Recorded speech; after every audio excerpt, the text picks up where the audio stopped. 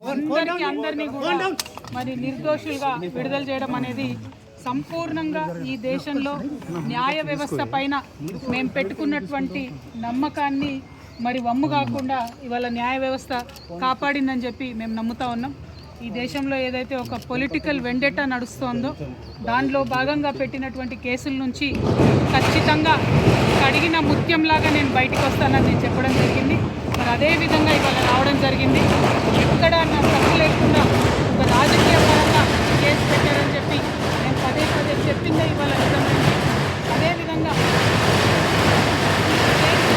పెట్టినటువంటి సందర్భంలో అనేక సార్లు ఢిల్లీకి వారి సొంత డబ్బులు ఖర్చు పెట్టుకొని మా తెలంగాణ జాగృతి నాయకులు నన్ను అభిమానించేటటువంటి అన్నదమ్ములు అనేక మంది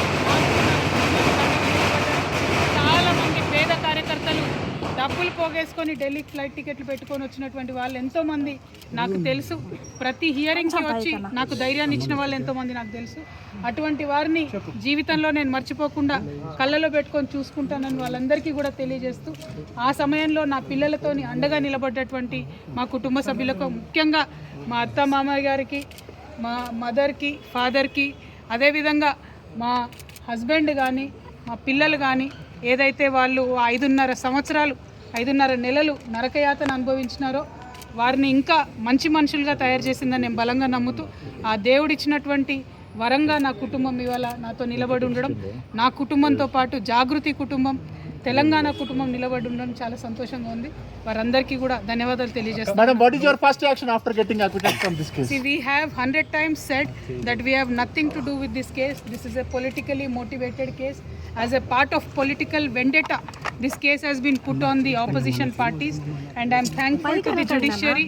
They have upheld our faith in the judiciary of this country, and today judiciary has cut through this entire web of lies. They have seen right through it, and very transparently judiciary today has upheld our beliefs, and we are very, very, very thankful to the judiciary. And once again I want to say, through the difficult times, many of Jagruti Karyakartas came to Delhi. The poorest of the poor Karyakartas stood with me. My family stood with me. My kids have become more and more stronger with a greater resolve for me to serve the public, and I am very, very thankful to everybody who stood by me in that difficult situation. Once again I want to say only one thing, that this was a web of lies, and the judiciary has cut right through it with this.